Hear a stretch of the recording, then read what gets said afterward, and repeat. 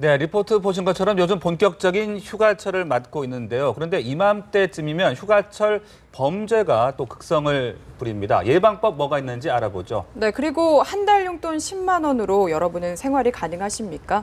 부인이 용돈으로 인색하게 굴었다면서 남편이 낸 이혼 청구 소송을 법원이 받아들이면서 관심이 쏠리고 있는데요. 오늘 이 시간에는 전 경찰서장 박상용 변호사 그리고 최단비 변호사와 이야기 나눠보겠습니다. 안녕하십니까? 네, 안녕하십니까? 네, 요즘 휴가철인데 이 멀리 떠나다 보니까 집을 비우는 경우가 많이 생길 것 같고요. 이러다 보니 또 이 빈집 털이가 많이 발생한다고 합니다. 수법도 갈수록 상당히 증가되고 있다고요? 그렇죠. 예전에는 그냥 빈집 들어갔거든요. 네. 요새는 빈집인지 아닌지 확인합니다. 그리고 문이 열려 있는지 아닌지, 그리고 이 CCTV가 설치되어 있는지 아닌지도 확인하고요. 또 이 빈집인지 아닌지 도둑이 확인하는 방법은 뭐겠습니까? 그 아파트인 경우에 문 앞에 뭐 신문이나 우편물이나 뭐 우유나 이런 게 많이 쌓여 있으면 이 안에 분명히 사람이었구나 이게 노리게 되거든요. 또 하나는 문제는 뭐냐면은 이 빠루라고 도구를 이용합니다. 빠루. 심지어 이 열려 있다 하더라도 그걸 열거든요. 또 하나는 그 안에 이 우유통이 있지 않습니까? 우유 넣는 통. 그 안에다가 그 카메라를 설치해 가지고 안으로 넣어가지고 도둑도 이 연구를 많이 합니다. 그 잠겨 있는 걸 갖다가 여는 경우가 있습니다. 네, 그러니까 며칠 동안이나 그 집을 계속해서 예의주시하면서 그렇죠. 비었는지 안 비었는지 먼저 빈 집에 대한 정보를 입수하는 거죠. 빈 집이 들어가야, 왜냐하면 빈 집에 들어가야 물건을 훔치기가 좋거든요. 그리고 그 안에 분명히 값비싼 물건이 있을 것이다 없을 것이다. 그러니까 제가 볼 때는 도둑은 미리 사전에 답사를 한다 이겁니다. 철저하게 계획을 세운다고 해야 할까요? 네, 점점 지능화돼가고 있다 이렇게 볼 수가 있는데 또 들은 이야기로 보면은 SNS를 빈집털이범들이 활용한다고 하던데 어떤 수법인가요? 그렇죠. 이제 SNS가 많이 쓰시다 보니까 근데 좀 젊으신 분들도 그렇고 SNS에 자기 휴가 가는 계획들을 많이 올려놓으세요. 대문이나 이런 데에 뭐 언제부터 언제까지 어디를 휴가 간다. 근데 본인은 너무 기분이 좋으니까 올리시는데 일단 그러면 이 사람이 그때에는 휴가를 가는구나. 근데 SNS에 의외로 본인의 개인정보들이 굉장히 많이 올라와 있습니다. 뭐 주소라든지 아니면 전화번호들이 올라와 있는 경우도 있고요. 또 주의하셔야 될 게 SNS에 보통 기본으로 올라와 있는 생일이 있는데요. 이 생일을 유추해서 집 비밀번호를 맞춰서 빈집털이를 하는 경우도 굉장히 많습니다. 그래서 생일 같은 것도 올리시면 안 되고요. 그리고 또 대부분 SNS에 위치 정보와 확인 가능한 서비스들이 있거든요. 그래서 반드시 위치 정보는 확인이 안 되도록 그 위치 정보 서비스를 꺼두시는 것도 하나의 방법입니다. 네, 그러니까 휴가를 간 것이 너무 드러나는 그런 뭐 사진이라든지 뭐 글, 계획 이런 것들 올리는 것이 자칫 정보로 악용될 수가 있겠군요. 그렇습니다. 또 이제 이 범인들이 표적이 될 만한 그런 집들 어떤 점들 좀 우리가 주의해야 될까요? 이 방범이 허술한 집이죠. 도둑놈들의 일종의 침입구가 어딘지 아십니까? 이 가스 파이프 있지 않습니까? 가스 배관을 타고 올라가거든요. 그리고 통상 문이 열려 있는 곳이 이제 화장실이라든가 뭐 조그만, 그러니까 요새는 이 도둑들도 이 침입하기 위해서 일부러 몸무게를 갖다가 확 줄여가지고 하는 경우가 있습니다. 그리고 또 하나는 문제는 뭐냐면은 이게 이제 아까 도둑들이 제가 연구를 한다고 하지 않습니까? 택배원, 수도 검침원 이렇게 가장을 해서 들어가거든요. 그러니까 택배 기사들도 심지어 이 택배 상자 안에 사람이 들어갑니다. 사람이 들어가가지고 거기 가서 놓고서 도둑질하고 나오는 경우가 있습니다. 그러니까 도둑들이 상당히 연구를 많이 한다고 보시면 되고요. 저는 이번 기회에 좀 방범 진단이라고 있는 게 있거든요. 이 빈집 같은 경우에 좀 파출소에서 나와가지고 예를 들면은 좀 취약한 곳 이런 데는 좀 문도 잠가주고 또 이제 휴가 때 좀 많이 빌겠다 싶으면은 이 경보기라고 있습니다. 좀 붙이는 건데요. 누가 문을 열면은 이 경보 울림이 납니다. 이런 것 좀 예전에 경찰관이 좀 다뤄주고 했거든요. 그런 방범 진단도 필요하다. 근데 문제는 뭐냐면 파출소에 사람이 부족한다는 게 있습니다. 그래서 지방청이나 또는 의경들도 좀 가가지고 좀 그런 거 방범 진단 이런 게 좀 필요할 것 같습니다. 네, 어쨌든 휴가를 안 갈 수는 없고 좀 스스로 예방할 수 있는 방법들이 필요할 것 같은데요. 어떤 점이 가장 효과적일까요? 계속해서 이제 변호사님 지적해 주셨으니까 가장 먼저 문단속 관련돼서 뭐 올라오는 가스배관이나 아니면 우유 배달 통으로도 들어올 수가 있으니까요. 그런 것도 다 진단을 하시고요. 그런 아니면 뭐 우유가 쌓이지 않게 옆집이라든지 부탁을 하는 방법도 있고 아니면 정지하는 방법도 있고요. 그리고 말씀하신 것처럼 인근에 있는 파출소를 이용하는 게 사실 가장 좋습니다. 은행의 금고에다가 귀중품을 묶일 수도 있지만 예. 요새는 파출소에도 맡길 수가 있거든요. 귀중품도 맡길 수가 있고 또 경보기 설치해달라고 하면 경보기도 설치해주고 그게 굉장히 소리가 커요. 저도 설치해봤는데 예. 의외로 효과적입니다. 그리고 또 빈집 사전 예약 순찰제라는 게 있어요. 그래서 우리가 언제부터 언제까지 휴가를 가겠다. 그러니까 예약을 좀 강화해 주십시오. 순찰을 강화해 주십시오 하면 또 그때는 또 집중적으로 순찰도 강화해 주시니까 본인이 하실 수 있는 예방도 하시고 네. 또 파출소를 이용하셔서 많은 정보를 얻으실 수도 있습니다. 아, 예. 경찰서 이런 도움을 요청할 수 있는지 저는 진짜 몰랐거든요. 네, 실제로 이렇게 많이들 이용을 하십니까?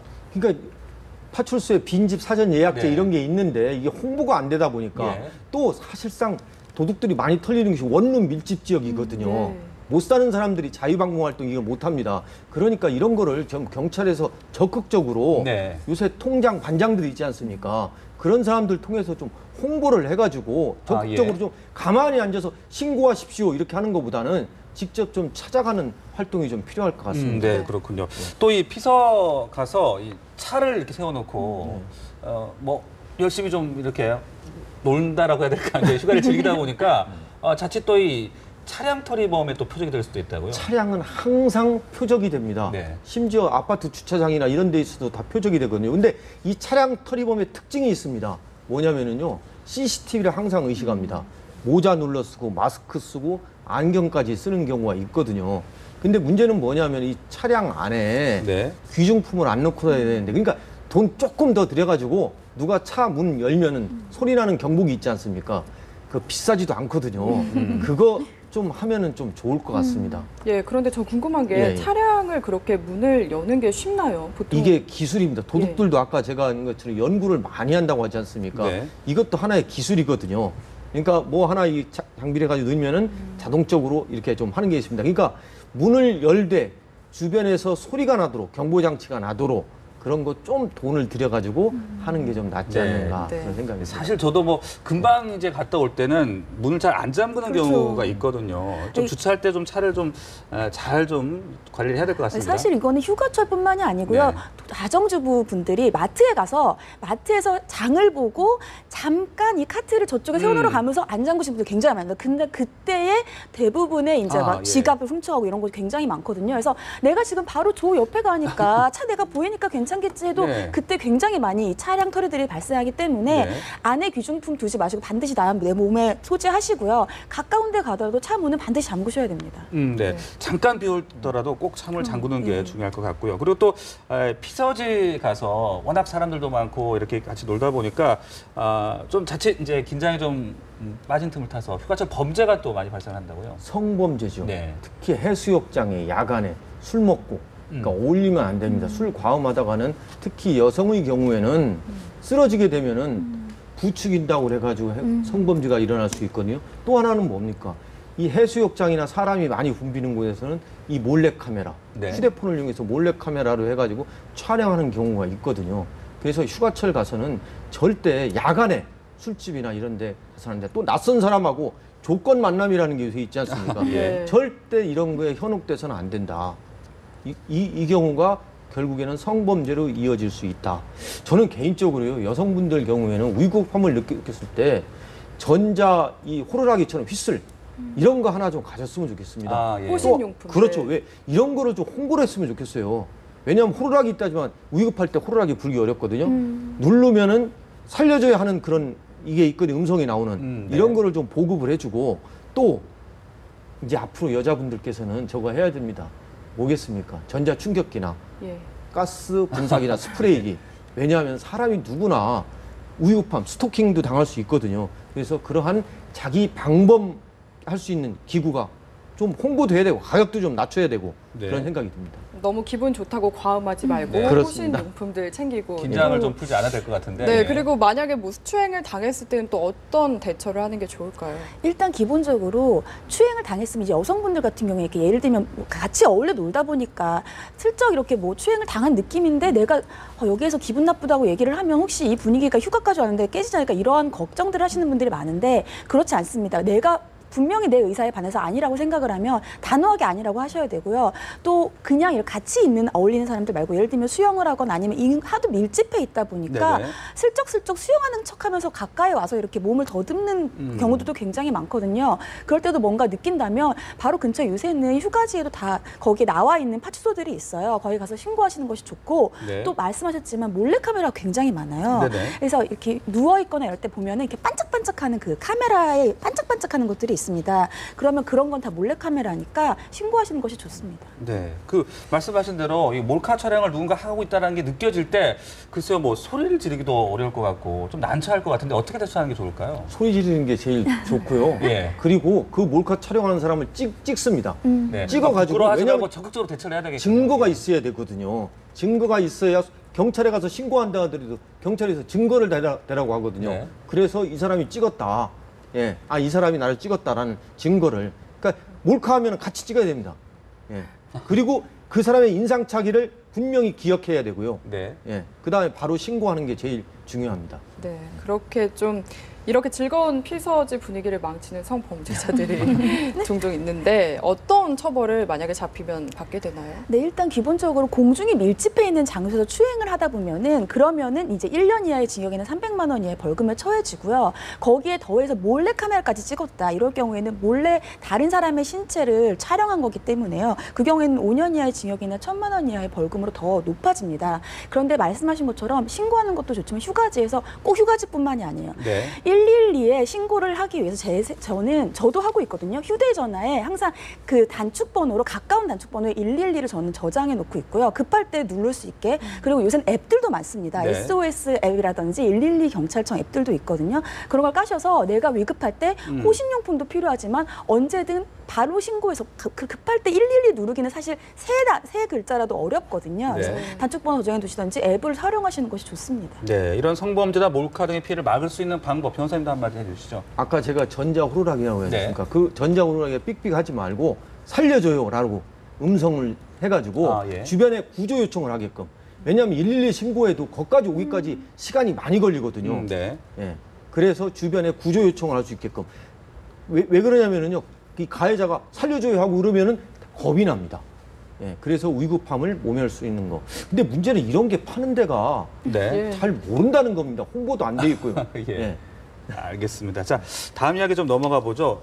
그 변호사님은 어떻게 집에서 용돈 받았어요? 아니면 직접 관리하십니까? 저희 어머니가 결혼할 때 집사람 맞벌이를 했거든요. 네. 절대 월급 통장 아, 집사람한테 주지 마라. 아, 예. 돈이 가지고 있어야 네. 남자가 힘이 된다. 아, 예. 예, 이런 얘기를 했습니다. 그래서 네. 저는 월급 통장 제 명의로 돼 있고 제가 합니다. 아, 예. 변호사님은 용돈 어떻게 관리하세요? 네, 저희도 이제 각자 벌어서 같이 네. 합쳐서 쓰는데요. 네. 뭐 용돈을 서로 아껴 쓰려고 노력은 하죠. 네, 아, 아무래도. 예. 역시 변호사님들답게 네. 각자 이렇게 알뜰하게 쓰고 계신 것 같은데 글쎄요, 용돈을 한 달에 10만 원이라고 하면 너무 적다라는 생각이 들긴 하는데 그렇죠, 네. 용돈 10만 원을 받고 지냈던 남편이 이혼 소송까지 제기를 했는데 어떻게 된 겁니까? 네, 맞습니다.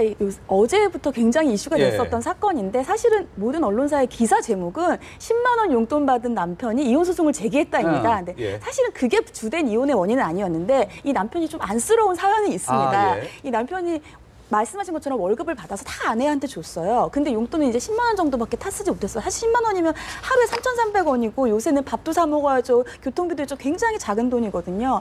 그래서 너무 돈이 없으니까 이 사람이 일을 하지 않는 다른 시간에는 이제 투잡이었어요. 건설 용역에서 일을 했습니다. 근데 네. 이제 결정적으로 지방의 건설 용역 일을 하러 갔는데 폭설이 내린 거예요. 그래서 집에 올 수가 없었습니다. 불가항력으로 올 수가 없었는데 다음 날 왔더니 아내가 굉장히 화를 내면서 내가 몸이 아팠는데 왜 집에 오지 않았느냐 하면서 화를 내고 친정으로 가버렸어요. 아, 예. 근데 친정으로 아내가 간 그 다음 날인가에 남편이 갑자기 너무 몸이 아픈 거예요. 네. 병원을 가야 되는데 병원비가 없었던 겁니다. 왜냐하면 용돈이 너무 작으니까. 그래서 네네. 아내한테 병원비 10만 원만 보내달라 했는데 아내가 연락도 받지 않고 돈도 안 보내줬어요. 그래서 남편이 그때 이제 완전히 폭발을 해서 난 더 이상은 이렇게는 못 살겠다 해서 아, 예. 이혼 소송을 제기한 사건입니다. 네. 그 1심에서는 기각이 됐다가 2심에서는 이게 받아들여졌다고 하던데요. 저는 당연히 받아들여야 한다고 네. 생각합니다. 어떻게 4년 동안 남편한테 그것도 한 달에 10만 원 갖고 쓰라고 할 수 있겠습니까? 아니 이 남편이 제가 알기엔 직업 군인이었어요 예전에. 네. 그래가지고 급여도 다 해준 거예요. 근데 아마 이 부인이 10만 원을 준 의도가 있을 거예요. 남편이 해프게 쓰던가. 아, 예. 그래서 통상 남편한테 적게 용돈 주는 사람은 뭔가 남편을 불신하기 때문에 그렇게 하거든요. 네. 그래도 그렇지 10만 원 그것도 4년 동안. 근데 4년 동안 받으면서 네. 또 뭐냐면 이 여자분이 그러면은 남편의 급여나 그 월급을 갖다가 잘 관리했느냐? 그것도 아닌 것 같더라고요. 아, 예. 월급이 어느 정도였고 관리가 잘 됐나요? 제가 예. 알기에는 이 처가 쪽이 아마 신용불량자가 많은 걸로 알고 있어요. 그러니까 남편 명의로 신용카드까지 발급했다는 거예요. 그래가지고 그걸 사용하게 했다고 하더라고요. 네네. 저는 근데 이게 좀 이상한 게 2심에서 이혼 청구 받아들여 주면서 왜 남자한테 위자료 청구를 기각했는지 모르겠어요. 그렇죠. 저는 예. 당연히 남자 위자료 받아야 한다고 생각하거든요.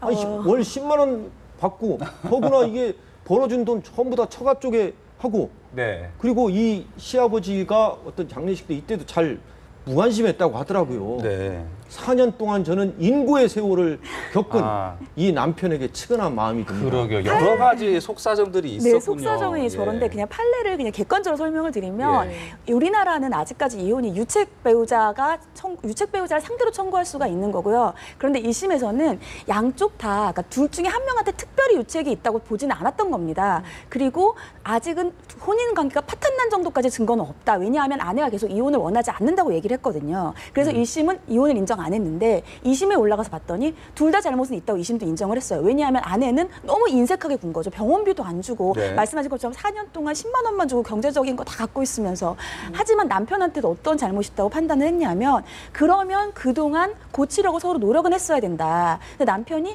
그 어떤 말도 하지 않고 계속 속으로만 생각하고 있다가 갑자기 이혼을 요구했기 때문에 네. 남편도 노력을 하지 않았다고 본 거예요. 예. 그래서 하지만 둘은 더 이상 같이 살 수가 없다. 아내가 살고 싶다고 원하지만 그거는 말만 할 뿐 노력을 실제 행동은 하지 않았거든요. 그래서 이미 같이 살 수는 없으니 이혼은 하되 둘 다 잘못했으니 남편에게 위자료는 줄 수 없다고 저는 하는 게 남편이 판결입니다. 잘못했다고 생각하진 않거든요. 네. 그 10만 원 받으면서 4년 동안 했다는 것은 참고 살아왔는데요. 그렇죠. 참고 살아왔다는데 어떻게 그런 걸 위해서 남편이 어떤 노력을 해야 돼요.